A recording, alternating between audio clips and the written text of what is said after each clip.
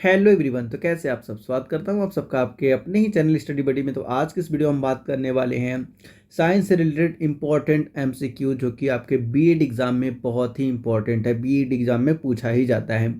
तो ये वीडियो आप कहाँ कहाँ यूज कर सकते हैं, किस किस एग्ज़ाम के लिए आपके यूज़फुल होने वाला है। तो देखिए, केवीएस के लिए, सीयूईटी में जितने भी अप टू क्लास टेंथ तक साइंस जहाँ भी पूछा जाता है, क्लास 10 तक का साइंस जहाँ भी पूछा जाएगा, आप उन सब कोर्सेज के लिए वीडियो देख सकते हैं। फिर उसके बाद बीएड, कहीं का भी बीएड हो, चाहे सीयूईटी का बीएड हो, जामिया का बीएड हो, एएमयू का बीएड हो, डीयू का बीएड हो। तो खैर डीयू का तो सीयूईटी के तहत हो गया है।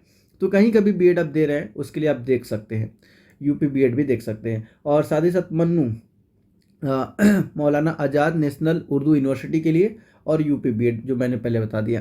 तो आप इन सब के लिए ये वीडियो देख सकते हैं। तो आइए सबसे पहले स्टार्ट करते हैं पहले क्वेश्चन से। और हाँ, आपको ये पीडीएफ कहाँ मिलेगा?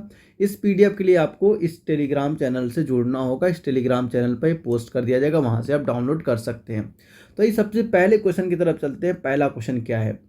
पूछा है vitamin A is available in. तो विटामिन ए किस में उपलब्ध होता है?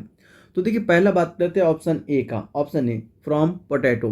तो जो आलू है, आलू में क्या पाया जाता है? विटामिन सी पाया जाता है। इसमें क्या पाया जाता है? विटामिन सी पाया जाता है, विटामिन सी। और इसके साथ ही साथ इसमें कार्बोहाइड्रेट पाया जाता है और पोटेशियम पाया जाता है। अब देखिए, जरूरी नहीं कि आप सिर्फ आंसर टिक करके आए, आपको पता होना चाहिए कि मतलब अभी आप पढ़ रहे हैं एग्जाम, तो आपका है नहीं कि आप बस ऑप्शन टिक करके आगे बढ़ जाइए कि कैरेट में विटामिन ए पाया जाता है। लेकिन साथ साथ जो ऑप्शन है, जरूरी नहीं कि यही पूछ लिया जाए, जरूरी तो है नहीं कि यही क्वेश्चन आ जाए। हो सकता है कि विटामिन सी पूछ ले, विटामिन के पूछ ले, कुछ भी पूछ सकता है। या फिर इसके साथ साथ न्यूट्रिशन, कौन कौन से न्यूट्रिशन पाए जाते हैं वो पूछ सकता है। तो वीडियो को पूरा शुरू से लेकर अंत तक देखिए, बहुत कुछ आपको इससे नॉलेज मिलने वाला है। तो देखिए, जो पोटैटो है उसमें क्या क्या पाया जाता है? विटामिन सी पाया जाता है, विटामिन सी पाया जाता है। साथ ही साथ इसमें कार्बोहाइड्रेट भी होता है, और इसमें साथ ही साथ पोटेशियम भी पाया जाता है। और जो टोमेटो है, टोमेटो में विटामिन सी, इसमें भी विटामिन सी होता है, इसमें भी विटामिन सी होता पाया जाता है।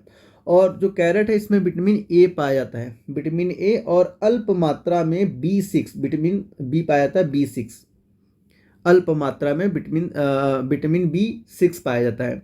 और बात कर ले हम स्पिनच की, तो स्पिनच में क्या क्या पाया जाता है? विटामिन ए पाया जाता है, लेकिन विटामिन ए अल्प मात्रा में पाया जाता है, उससे ज़्यादा मात्रा में कैरेट में पाया जाता है, इसलिए हमने कैरेट पर टिक कर दिया है। अगर कैरेट नहीं होता तो उस केस में हम स्पिनच पर टिक करते हैं। अगर कैरेट नहीं दिया होता तो उस केस में हम स्पिनच पर टिक कर सकते हैं, क्योंकि इन दोनों से मतलब इन दोनों में तो विटामिन ए पाया नहीं जाता, लेकिन स्पिनच में विटामिन ए पाया जाता है, लेकिन अल्प मात्रा में पाया जाता है।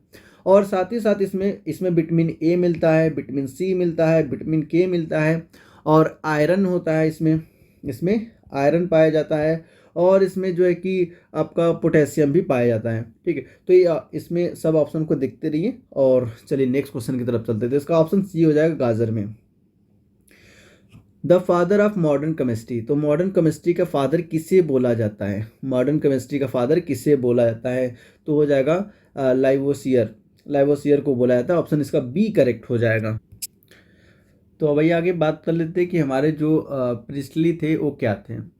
तो प्रिस्टली ने ऑक्सीजन का खोज किया था, ऑक्सीजन की खोज किया था। और इन्हें फेलो ऑफ रॉयल, इन्हें क्या मिला था? Fellow of royal, royal fellow of royal से नवाजा गया, फेलो ऑफ रॉयल सोसाइटी से नवाजा गया था, जो कि 1766 में नवाजा गया था। और उसके कुछ ही पल बाद, कुछ ही पल मतलब कुछ ही साल बाद, उन्हें 1772 में एक कोपले अवार्ड होता है, जो कि यूएस में दिया जाता है, यूएस में कोपले कोपले अवार्ड से नवाजा गया था। तो यहाँ से क्या है कि ये इन्होंने ऑक्सीजन की खोज किया, और ये फेलो ऑफ रॉयल सोसाइटी से इन्हें नवाजा गया, अवार्ड मिला था फेलो ऑफ रॉयल सोसाइटी, जो कि 1766 में मिला था। और इन्हें 1772 में कोपले अवार्ड मिला था। और साथ ही साथ ये यूएस के, कहाँ, ये यूएस के हैं, ये कहाँ के? यूएस के हैं, यूनाइटेड स्टेट के, यूनाइटेड स्टेट के क्या नाम है, साइंटिस्ट हैं। और जो डाल्टन है, और हाँ, जो लेविसियर है, लेविसियर, इन्होंने सिलिकॉन की खोज किया था, इन्होंने सिलिकॉन की खोज किया था। और डाल्टन के बारे में बता दें कि डाल्टन जो है यूके के हैं, ये कहाँ के हैं? ये यूएस के थे, और ये यूके के हैं, यूनाइटेड किंगडम के। और इन्हें भी फेलो ऑफ रॉयल सोसाइटी मिला था, fellow of royal society award मिला था, लेकिन इन्हें 80-82 में मिला था, इन्हें 80-82 में मिला था। ठीक है, बाकी मेंडलीफ के बारे में तो आपको पता है कि इन्होंने पीरियोडिक टेबल, जो पीरियोडिक टेबल था सबसे पहले मेंडलीफ ने दिया था। अब आइए नेक्स्ट क्वेश्चन नंबर 3 की तरफ चलते हैं। तो आइए नेक्स्ट चलते हैं, इसमें क्या है, the chemical name of vitamin C is. तो केमिकल विटामिन सी का रासायनिक नाम क्या है? तो इससे बोलते हैं एस्कॉर्बिक एसिड, इसे क्या बोलते हैं? एस्कॉर्बिक एसिड बोलते हैं।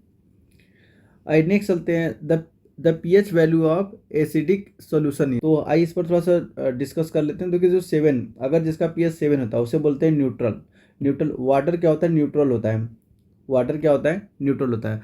तो पीएच हमारे पास एक इंडिकेटर, एक तरीके से हम बता सकते हैं किसी सॉल्यूशन को। अगर हमारे पास पीएच पेपर है तो हम बता सकते हैं उस पेपर पर उस सॉल्यूशन को डालकर कि वो एसिडिक है, बेसिक है या न्यूट्रल है। ठीक है, तो अगर 7 इंडिकेट होगा तो इसका मतलब वो क्या है? न्यूट्रल है। और जैसे ही हम इसके लेफ्ट हैंड साइड बढ़ेंगे तो पीएच क्या होगा? घटेगा। और राइट हैंड साइड जाएंगे तो पीएच बढ़ेगा। जब लेफ्ट हैंड साइड जाते हैं तो 0 पर आके रुक जाते हैं, 0 पर। जिसका पीएच 0 होगा वो सबसे स्ट्रॉन्ग एसिड माना जाता है, जैसे HCl सबसे स्ट्रॉन्ग एसिड है। और जिसका पीएच 14 होता है, जिसका स्केल है वो 0 से लेकर 14 तक होता है, 0 से लेकर 14 तक होता है। तो 14 होता है NaOH सबसे स्ट्रॉन्ग इसे बेस माना गया है, सबसे स्ट्रॉन्ग बेस इसे माना गया है। और HCl को सबसे स्ट्रॉन्ग एसिड माना गया है। और साथ ही साथ बात कर ले जो जिसका पीएच 6 होता है, पीएच 6 वाला कौन होता है? मिल्क का पीएच कितना होता है? 6। अगर कोई मिल्क, कभी कभी पूछ लेता है कि what is the pH of milk, तो मिल्क का पीएच कितना होता है? मिल्क का पीएच 6 होता है। फिर उसके बाद आपका आता है कॉफ़ी। अगर कॉफ़ी की बात करें तो कॉफ़ी के पीएच 5 के आसपास होता है, 5 मतलब 5 से 6 के बीच में होता है। फिर आप धीरे धीरे जाएंगे तो विनीगर आएगा, विनीगर का 3 होता है। और लेमन का 2 होता है, लेमन का 2 होता है। और विनेगर का आपका 3 होता है पीएच। ये सब कभी कभी क्वेश्चन डायरेक्ट आ जाता है कि लेमन का पीएच बताइए, तो विनेगर का पीएच बताइए, तो मिल्क का पीएच बताइए, ऐसे क्वेश्चन पूछा जा सकता है। ठीक है, और जो बेकिंग सोडा होता है, बेकिंग सोडा का जो पीएच है वो आपका 9 होता है। ठीक है, तो बेकिंग सोडा कहाँ लिख दें? यहाँ पर। तो जो बेकिंग सोडा है, उसका पीएच आपका 9 होता है। और जो ब्लड है, ब्लड का पीएच, कभी कभी ब्लड का भी पीएच पूछ लिया जाता है कि ब्लड का पीएच बताइए, तो ब्लड का पीएच 8 होता है। और लास्ट में 14 बच गया, तो 14 क्या होता है? जितने भी क्लीनर है घर में यूज होते हैं उसका पीएच कितना होता है? 14 होता है। तो ये तो रही पीएच से रिलेटेड। अब आइए नेक्स्ट क्वेश्चन चलते हैं। तो इसका तो आंसर मैंने बताया नहीं, तो ऐसे खैर आंसर तो आपको मिल ही गया होगा कि द एसिडिक सॉल्यूशन का पीएच कितना होता है? लेस देन 7 होता है, 7 से कम होता है। अगर equal to 7 neutral, less than 7 acidic, greater than 7 basic. Next चलते हैं, the maximum number of hydrogen bond in a H2O molecule. तो H2O मॉलिक्यूल में मैक्सिमम कितने हाइड्रोजन बॉन्ड बनाए जा सकते हैं? तो सबसे पहले आपको इसके लिए H2O का देखना पड़ेगा स्ट्रक्चर कैसा होता है। तो यहाँ पर O हो जाएगा और यहाँ से 2 H लगा हुआ है। अब इसके बाद हम क्या करेंगे, यहाँ पर हमने ऑक्सीजन 2 हाइड्रोजन को 2 हाइड्रोजन से अटैच कर दिया। अब इसके बाद देखिए, अब ये जो है एक वीकर बॉन्ड होता है हाइड्रोजन के साथ, और यहाँ से हमने एक वीकर बॉन्ड जोड़ दिया हाइड्रोजन के साथ। हाइड्रोजन बॉन्ड बहुत ही वीक बॉन्ड होता है, जो कोवैलेंट बॉन्ड होता है उससे 20 गुना मतलब कम ताकतवर होता है। तो जो कोवैलेंट बॉन्ड होता है इससे 20 गुना ज़्यादा ताकतवर होता है आपका कोवैलेंट बॉन्ड हाइड्रोजन बॉन्ड के बनिस्बत। फिर उसके बाद यहाँ से मान लेते हैं कि एक ऑक्सीजन यहाँ पर है, ठीक है। फिर वैसे यहाँ पर हमने हाइड्रोजन जोड़ दिया, यहाँ पर हाइड्रोजन जोड़ दिया। तो ऐसे में टोटल आप देखेंगे 4 आपको क्या मिलेगा, आपको 4 हाइड्रोजन बॉन्ड मिलेगा, 4 हाइड्रोजन बॉन्ड मिलेगा, जिसको डॉटेड डॉटेड स्ट्रक्चर से बनाया गया है। वो क्या है आपका हाइड्रोजन बॉन्ड है। जितने भी डॉटेड से देख रहे हैं आप 1 2 3 4, तो ये हाइड्रोजन बॉन्ड है। तो यहाँ पर कितना, इसका आंसर क्या हो जाएगा 4। तो बस आपको याद कर लेना है कि जो hydrogen bond in H2O molecule is 4। अब भाई नेक्स्ट क्वेश्चन चलते हैं। हाँ, क्वेश्चन नंबर 6 में पूछा है कि विच of the following is a good source of vitamin E. तो देखिए आप विटामिन ई का एक विटामिन से रिलेटेड क्वेश्चन पढ़ के जाइएगा, बहुत ज़रूरी है, आएगा आ ही जाएगा आपको एक। तो आइए वन बाय वन बात कर लेते हैं। जो फ्रेश वेजिटेबल होता है, फ्रेश वेजिटेबल में विटामिन ए पाया जाता है, विटामिन सी पाया जाता है, और थोड़ा सा अल्प मात्रा में विटामिन ई भी पाया जाता है। लेकिन हम इस पर अभी टिक नहीं करेंगे, अभी हम आगे चलेंगे, देखेंगे क्या कोई और सोर्स है जिसमें इससे ज़्यादा विटामिन पाया जा रहा है, विटामिन ई की क्वांटिटी ज़्यादा पाई जा रही है, जिसमें सबसे ज़्यादा क्वांटिटी पाई जाएगी हम उसी पर टिक कर देंगे। ठीक है। और जो फ्रेश वेजिटेबल में विटामिन पाया जाता है उसे हम बोलते हैं एंटीऑक्सीडेंट। लिख देते हैं एंटी ऑक्सीडेंट। अब आते हैं घी के बारे में बात कर लेते। देखिए घी में भी विटामिन ई पाया जाता है, लेकिन इससे ज़्यादा एक ऑप्शन और भी है जिससे इससे ज़्यादा क्वांटिटी में पाया जाता है विटामिन ई। अब बात कर लें अगर मीट की बात करें तो मीट में विटामिन बी पाया जाता है और B12 पाया जाता है, B12 पाया जाता है विटामिन। और हम बात करते हैं अगर एग की बात करें तो एग में विटामिन ए पाया जाता है, विटामिन डी पाया जाता है, विटामिन ई पाया जाता है, विटामिन के पाया जाता है। इसमें B1, B2, B5, B6, B9, इसीलिए बोला जाता है कि रोज़ सुबह संडे हो या मंडे रोज़ खाइए अंडे। देखिए कितने विटामिन से भरा हुआ है। एंड B12 ये पाया जाता है और काफ़ी ह्यूज मात्रा में पाया जाता है, काफ़ी ह्यूज क्वांटिटी में पाया जाता है। तो इसका करेक्ट आंसर हो जाएगा डी ऑप्शन, एग यॉल्क हो जाएगा। तो आइए नेक्स्ट क्वेश्चन की तरफ चलते हैं। Question number 7, which of the following vitamin is required for the blood clotting. तो जब आपको चोट लग जाती है तो उससे ब्लड आना स्टार्ट हो जाता है और फिर देखते हैं कुछ देर बाद वो क्या होता है, जम जाता है। तो एक किस विटामिन के कारण होता है, तो यहाँ पर इसका करेक्ट आंसर हो जाएगा विटामिन के। विटामिन के कारण क्या होता है कि खून जो है कि बहना बंद हो जाता है, जम जाता है।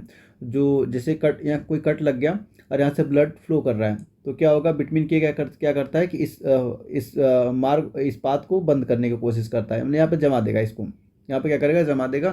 तो अब ब्लड क्या होगा, सीधे सर्कुलेट करना स्टार्ट कर देगा, इससे बाहर नहीं जाएगा। तो विटामिन के कारण होता है। ठीक है, तो इसका ऑप्शन डी करेक्ट हो जाएगा। अब ये क्वेश्चन नंबर 8 की तरफ चलते हैं। Which one of the following is not the radio active. तो इसमें बताना है कि रेडियो एक्टिव कौन सा नहीं है। तो ये एस्टाटाइन, फ्रेंसियम, ट्रीटियम या फिर जिरकोनियम। तो देखिए ऊपर जितने भी है, एस्टाटाइन हो गया, फ्रेंसियम हो गया या ट्रीटियम हो गया, जिसे ट्राइटाइम के नाम से भी जाना जाता है, ये सब रेडियो एक्टिव है। तो बाकी बच गया जिरकोनियम, ये आपका रेडियो एक्टिव नहीं है। अब आइए थोड़ा सा हम देख लेते हैं जो जिरकोनियम दिखता कैसे है। तो देखिए जिरकोनियम है, जिरकोनियम का जो 3D शेप है, 3D शेप है, ये 3D शेप है जिरकोनियम का, जो आपका आंसर है। कितना अच्छा लग रहा है देखने में 3D में। चलिए अब बात करते हैं नेक्स्ट क्वेश्चन की। The heaviest naturally occurring element is. तो जो सबसे हैवी एलिमेंट है वो कौन सा है। तो देखिए इसमें जो सबसे हैवी है, अभी फिलहाल जो ऑप्शन गिवन है, अब नेचुरली पूछा है इसलिए इसका ऑप्शन डी हो जाएगा, यूरेनियम। यूरेनियम क्या होता है, सबसे हैवी एलिमेंट है। लेकिन अभी जो मैन मेड बनाया गया है उसका नाम है अनुनॉक्टम। ये सबसे हैवी अभी तो, लेकिन ये मैन मेड है। यहाँ पर नेचुरली पूछा है लेकिन मैन मेड पूछेगा, अगर खाली हैवी पूछ लें तो अनुनॉक्टम है, अनुनॉक्टम सबसे हैवी है, ये सबसे हैवी है, इसका एटॉमिक नंबर है 118 एटॉमिक नंबर है। चलिए अब हम आगे चलते हैं। नेक्स्ट क्वेश्चन है, out of the following which is an example of emulsion. तो देखिए इमल्सन पहले क्या होता है कि जब भी हम कोई लिक्विड ले उसे आपस में मिलाएं तो वो मिले ना, वो क्या हो, मिले ना, उसे हम इमल्सन बोलते हैं। या फिर मिलने के बाद उसमें कुछ उसके मतलब उसके जो पार्टिकल है वो दिखाई दे, कुछ पार्टिकल हम क्लियरली दिखाई दे, उसे हम इमल्सन बोलते हैं। तो इसमें क्या होगा, मिल्क करेक्ट आंसर हो जाएगा, क्योंकि जब हम मिल्क को अगर हम पानी में अगर हम मिला भी दें तो क्या होगा, मिल्क के ऊपर मतलब पानी के ऊपर क्या होगा, जो इसका जो मिल्क के अंदर फैट होता है वो ऊपर तैरने लगता है। तो ये इमल्सन का एग्जाम्पल है, ये क्या है, इमल्सन का एग्जाम्पल है। तो मिल्क यहाँ पर करेक्ट आंसर हो जाएगा मिल्क। अब नेक्स्ट चलते हैं क्वेश्चन नंबर 11 की तरफ। विच of the following metal is not attract by the environment. तो अब इसका तो जवाब आप लोग को पता ही होगा कि जो आजकल लोग हैं खासकर महिला वर्ग, वो किसके ज्वेलर पहनती हैं, किस एलिमेंट के, ज़्यादातर उन्हें गोल्ड पसंद होता है। गोल्ड इसलिए होता है कि गोल्ड पर एनवायरनमेंट का अटैक कम होता है, जिसे पानी कोई पानी लग जाए तो उसमें जंग नहीं लगता है, या फिर एनवायरनमेंट में जितने भी और भी तरीके के जो एलिमेंट है, जो गैसेस है, उनसे रिएक्ट नहीं कर पाता आसानी से। ठीक है, तो वो गोल्ड होता है। बाकी अगर इन सब से अगर पहनना स्टार्ट कर दे तो क्या होगा, उसमें जंग लग जाएगा। ठीक है, तो इसका करेक्ट आंसर गोल्ड हो जाएगा। अब नेक्स्ट चलते हैं। The law of relative of vapour pressure was given by, तो इसे राउल्ट ने दिया था, इसे राउल्ट ने दिया था। तो राउल्ट के द्वारा वेपर प्रेशर दिया गया था, रिलेटिव ऑफ वेपर प्रेशर। और जो ओस्टवाल है, ओस्टवाल के द्वारा डाइल्यूशन लॉ दिया गया था, डाइल्यूशन लॉ दिया गया था, लॉ। एंड आपका जो वेंट हॉफ है, वेंट हॉफ के द्वारा बॉयल्स लॉ दिया गया था, बॉयल्स लॉ। अब आते लास्ट, लेविस। और जो लेविस थे उन्होंने एसिड और बेस पर एक थ्योरी दी थी, एसिड एंड बेस पर एक थ्योरी दी थी। चलिए आइए अब नेक्स्ट चलते हैं क्वेश्चन नंबर 12 की तरफ। विच of the following among alkali metal is most reactive.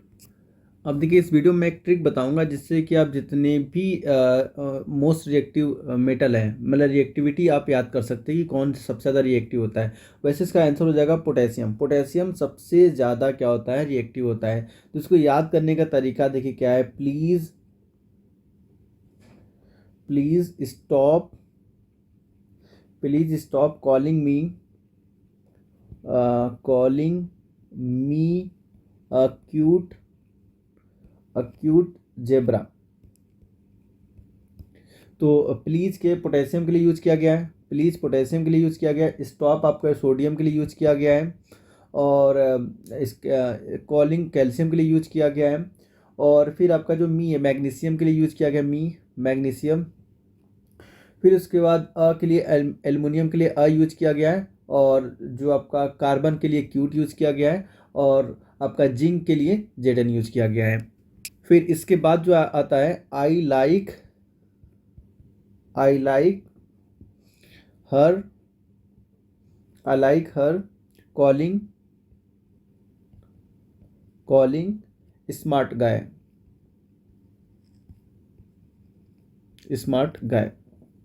ये वाई होगा, स्मार्ट गाय। तो देखिए आई जो है वो आयरन के लिए है, आयरन को हम Fe बोलते हैं।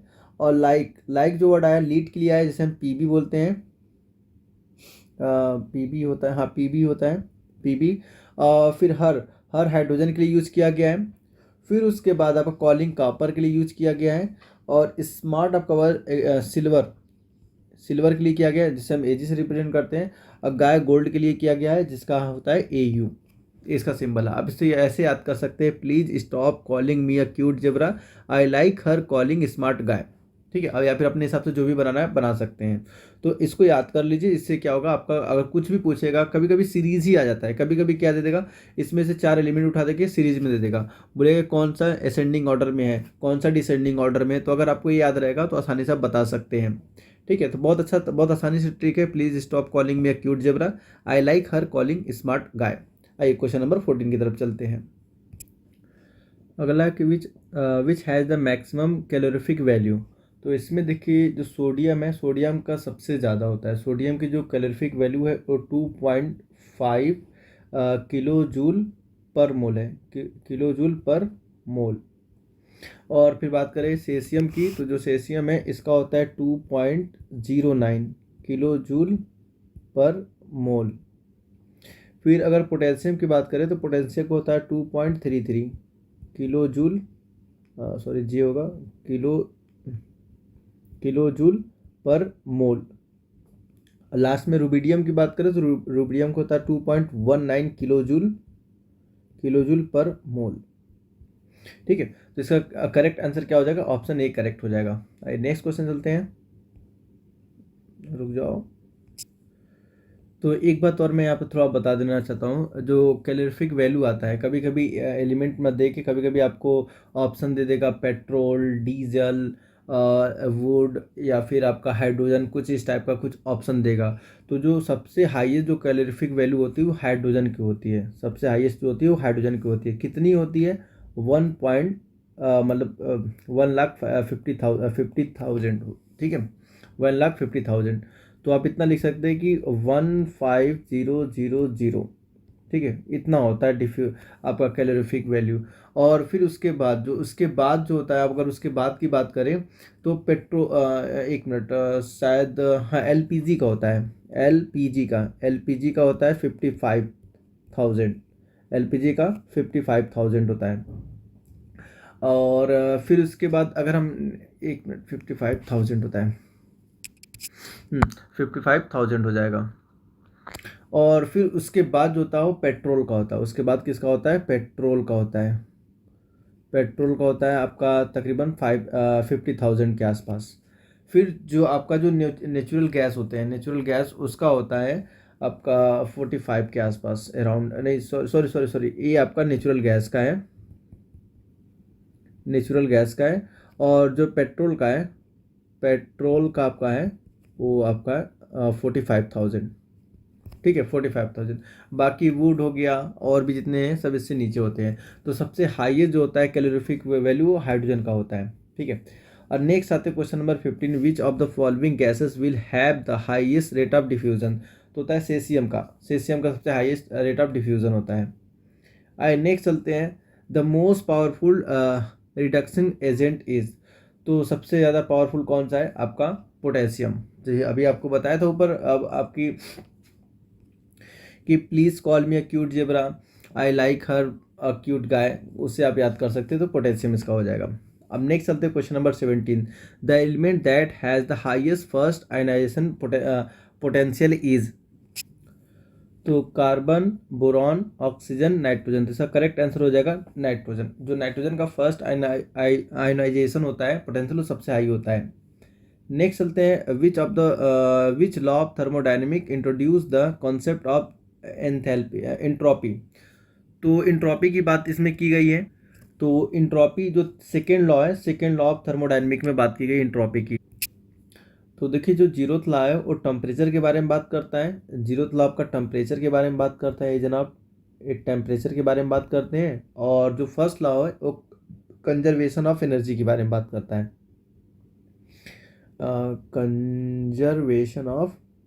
कंजर्वेशन ऑफ एनर्जी की बात करता है, ठीक है। तो आइए नेक्स्ट क्वेश्चन चलते हैं, द बायोकैटालिसिस आर। तो बायोकैटालिसिस क्या होता है? एंजाइम होते हैं। तो इसका ऑप्शन ए करेक्ट हो जाएगा, इसका ये ऑप्शन करेक्ट हो जाएगा।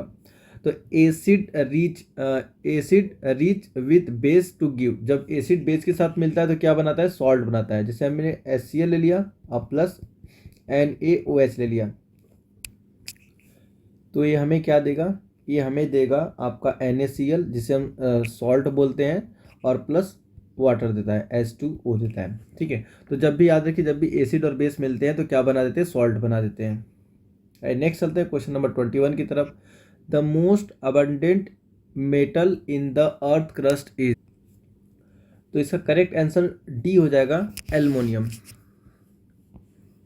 चलिए नेक्स्ट चलते हैं, एन एलॉय इज।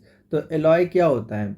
जो मिश्र धातु, देखिए एक मिश्र धातु क्या है? एलॉय क्या होता है? एक मिक्सर होता है। एक क्या होता है? मिक्सर। तो देखिए आप मिश्र यहाँ से हिंदी से भी देख सकते हैं, मिश्र धातु, तो मिश्रण हो जाएगा, तो मिश्रण से इसका ऑप्शन करेक्ट हो जाएगा, सी ऑप्शन करेक्ट हो जाएगा।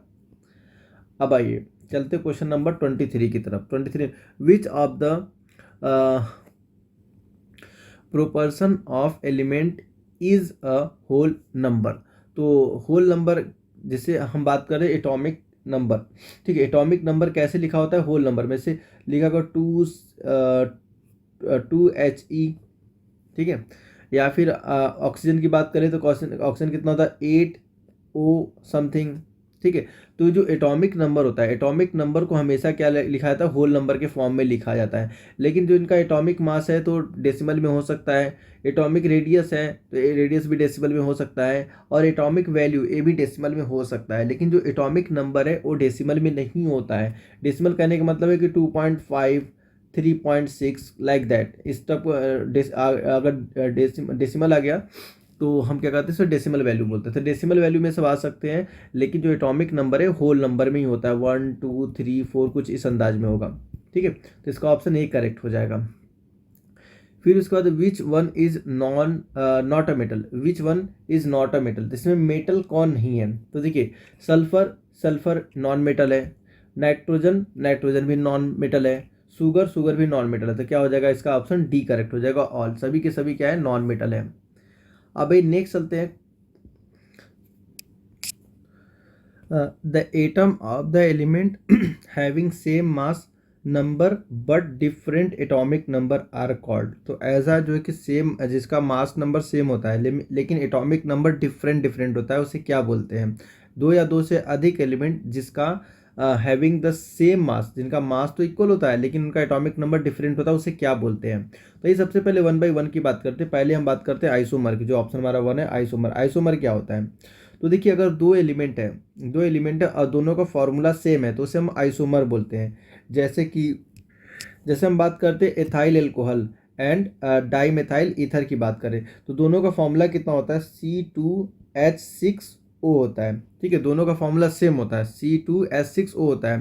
तो इसे हम बोलते हैं, जब दो या दो से अधिक हमारे पास कंपाउंड है जिनका फॉर्मूला सेम है, जिनका फॉर्मूला सेम है, तो उसे हम क्या बोलते हैं? आइसोमर बोलते हैं। अब देखिए, जो आइसोटोप होता है, इनमें क्या होता है, जो जिनके एटॉमिक नंबर होते हैं, एटॉमिक नंबर तो सेम होते हैं लेकिन एटॉमिक वेट अलग अलग होते हैं। जैसे हाइड्रोजन, हाइड्रोजन के 3 आइसोटोप होते हैं, 1H1, 2H1 और 3H1। तो ये एटॉमिक नंबर देखिए तीनों का सेम है लेकिन एटॉमिक वेट अलग अलग है। तो इनका नाम आप लोग कमेंट करके थोड़ा बताइएगा, मैं एक बता दे रहा हूँ, बाकी आप मुझे कमेंट करके बताएंगे। तो इसको प्रोटियम के नाम से बोलते हैं, इसको, एक इसका प्रोटियम है, बाकी एक का भी जिक्र ऊपर किया गया है, जस्ट ऊपर किया गया था, ऊपर शायद सेकंड या थर्ड क्वेश्चन में। आप लोग को बताना कमेंट करके कि इसका क्या नाम है और इसका क्या नाम है, तीनों का, दोनों का नाम आपको बताना है। एक मैंने बता दिया है, बाकी आपको बताना है। एक का नाम मैं बता दे रहा हूँ, प्रोटियम, प्रोटियम। ठीक है, बाकी दो का नाम आप लोग को कमेंट करना है। फिर उसके बाद आते हैं आइसोबार। अब देखते हैं आइसोबार क्या है। तो आइसोटोप का जस्ट अपोजिट क्या होता है? आइसोबार। आइसोटोप में क्या होता है? एटॉमिक नंबर सेम होते हैं। इसमें क्या होता है, एक मिनट, अगर इसकी बात करें तो इसमें एटॉमिक नंबर सेम होते हैं, एटॉमिक नंबर, इसमें एटॉमिक नंबर सेम होते हैं। और जो आइसोबार में होता है, इसमें एटॉमिक मास सेम होता है। ठीक है, जैसे हम आपसे पूछे कि आइसोबार बताइए, तो क्या होगा? जो आर्गन है, अगर हम लिखना चाहें इसका आइसोबार का एग्जांपल, तो आर्गन कितना होता है? 14, 18 होता है। फिर उसके बाद होता है पोटेशियम, पोटेशियम में कितना होता है? 40 और 19। फिर उसके बाद बात करें कैल्शियम, तो कैल्शियम कितना होता है? 40 और 20। तो देखिए, इनका सबका जो एटॉमिक नंबर है सबका डिफरेंट डिफरेंट है, लेकिन एटॉमिक मास कितना है? सबका 40 40 40 है। ठीक है, तो इसे हम बोलते हैं आइसो बार। और शायद यही पूछा था, different same mass but different atomic number. देखिए, इनका मास सेम है सबका, ऊपर मास लिखते हैं, नीचे हम एटॉमिक नंबर को लिखते हैं। तो सबका मास सेम है और सबका एटॉमिक नंबर अलग अलग है, तो इसे हम क्या बोलते हैं? इसके हिसाब से, क्वेश्चन के हिसाब से कितना हो जाएगा आंसर? इसका बी करेक्ट हो जाएगा। सॉरी, बी नहीं, ऑप्शन सी करेक्ट हो जाएगा। अब लास्ट वाला बचा है आइसोटोन। आइसोटोन क्या होता है? तो देखिए, दो या दो से अधिक, दो या दो से अधिक जब हमारे पास नंबर है जिनके न्यूक्लियर में सेम न्यूट्रॉन होते हैं, सेम न्यूट्रॉन होते हैं, तो उसे हम क्या बोलते हैं? अगर जिनके न्यूक्लियर में सेम न्यूट्रॉन होते हैं, नंबर ऑफ न्यूट्रॉन के वैल्यू बराबर होती है, तो उसे हम आइसोटोन बोलते हैं। अब आइए अपने इस वीडियो का आखिरी क्वेश्चन की तरफ चलते हैं। इसके बाद जो सेकेंड वीडियो आएगा उसमें आप लोग का कमेंट जैसा भी रहेगा उसके हिसाब से सेकेंड वीडियो बनेगा। तो group displacement law was given by, तो जो ग्रुप डिस्प्लेसमेंट लॉ था वो किसके द्वारा दिया गया था? तो सोडियन फजन के द्वारा, सोडियन फजन इसका करेक्ट आंसर हो जाएगा। तो अगर आपको वीडियो अच्छा लगा है, वीडियो पहली बार, अगर चैनल को पहली बार विजिट कर रहे हैं तो चैनल को सब्सक्राइब कर